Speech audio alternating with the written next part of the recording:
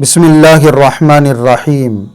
محترم ناظرین، ایک کامیاب ازدواجی زندگی کے لیے، ہیپی میرڈ لائف کے لیے، میاں بیوی کے درمیان خوشگوار رشتے کو باقی رکھنے کے لیے سب سے زیادہ ضروری یہ ہے کہ ہسبینڈ اور وائف اپنی ذمہ داریوں کو پورا کرنے کی کوشش کریں۔ جو حقوق مرد کے اوپر عورت کے حوالے سے ہے، مرد وہ حقوق ادا کرے۔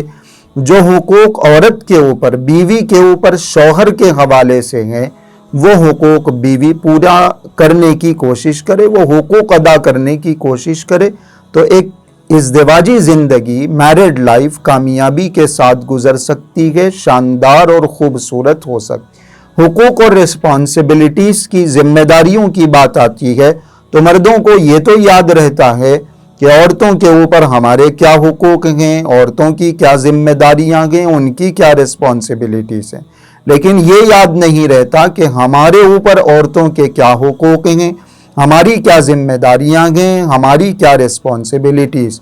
حالانکہ شریعت نے مردوں کو بھی کچھ ذمہ داریاں دیں، بیویوں کو بھی کچھ ذمہ داریاں دیں۔ شریعت نے جو شوہر ہیں، خاوند ہیں، ان کے اوپر بھی عورتوں کے کچھ حقوق رکھے ہیں، بیویوں کے اوپر بھی کچھ حقوق رکھے ہیں۔ دونوں کے لیے ضروری ہے کہ اپنی ذمہ داریوں کو سمجھیں، حقوق کو سمجھیں اور ان کو ادا کرنے کی کوشش کریں۔ آئیے ہم جانتے ہیں کہ مردوں کے اوپر عورتوں کے حوالے سے کون سے حقوق ضروری ہیں۔ شریعت نے مردوں کو کن ذمہ داریوں کا پابند بنایا ہے۔ اس سلسلے میں سب سے بنیادی بات، سب سے بنیادی حق جو ایک مرد پر عائد ہوتا ہے، سب سے بڑی اور بنیادی جو ذمہ داری ہے وہ ہے نان و نفقے کی ذمہ داری۔ یہ ایک خالص شریعت کی اصطلاح ہے۔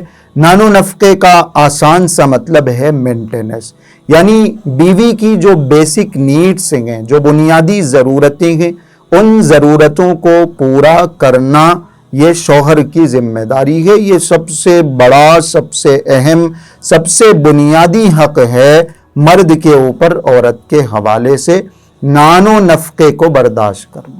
نان نفقے میں یعنی مینٹیننس میں جو چیزیں آتی ہیں وہ تین طرح کی چیزیں۔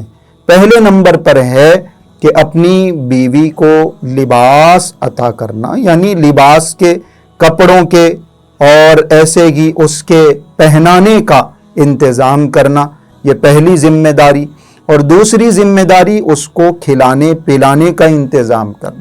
یہ جو پہنانا، کپڑا پہنانا، لباس دینا اور ایسے ہی کھلانے پلانے کا انتظام کرنا، یہ دونوں چیزیں بھی آدمی کی اپنی استطاعت کے بقدر ہونی چاہیے، جیسے وہ افورڈ کر سکتا ہے، جیسی اس کی حیثیت ہے، اور جو وہ خود پہنتا ہے، جو وہ خود کھاتا ہے، وہی اپنی بیوی کو ویسا ہی لباس پہنائے اور ویسی ہی چیز کھلائے، وہی چیزیں کھلائے جو خود کھاتا ہے۔ کمی زیادتی نہیں ہونی چاہیے۔ یہ نان و نفقے میں سب سے بنیادی بات ہے۔ پہلی بات اس کو لباس دینا، کپڑے پہنانا، یہ اس کے جو لباس کی جو ذمہ داریاں ہیں وہ مرد پر، اور دوسری جو ذمہ داری ہے وہ اس کو کھلانے پلانے کی ذمہ داری۔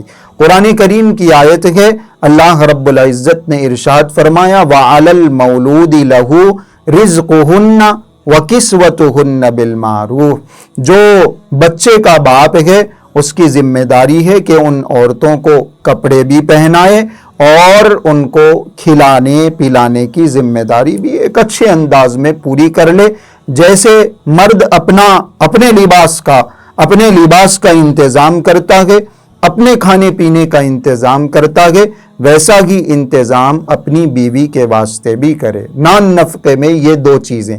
اور تیسرے نمبر پر نان و نفقے میں جو بیوی کی بنیادی ضرورتیں ہیں، بیسک نیڈس ہیں، ان میں تیسرے نمبر پر ہے اس کو ایک گھر دینا، مکان دینا، اس کو رہنے کی جگہ دینا۔ قرآن کریم کی آیت ہے اسکینوہن من حیث سکنتم من وجدکم۔ یہ آیت اصل میں طلاق یافتہ عورتوں کے لیے ہے کہ جن کو تم نے طلاق دے دی ہے، ان کو ایک رہائش کی جگہ دو، رہنے کی جگہ دو، اپنی استطاعت اور اپنی حیثیت کے بقدر۔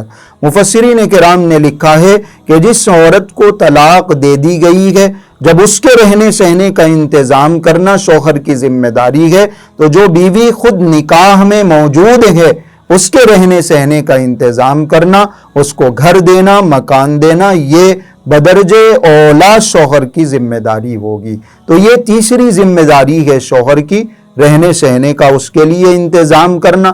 ضروری نہیں ہے کہ اس کو ذاتی گھر دلایا جائے، اس کو اپنا ایک الگ مکان دلایا جائے۔ آدمی کی جو حیثیت ہے، جیسے وہ افورڈ کر سکتا ہے، وہ کرائے کے گھر میں رکھ سکتا ہے تو کرائے کے گھر میں رکھے، ذاتی مکان میں رکھ سکتا ہے ذاتی مکان میں رکھے۔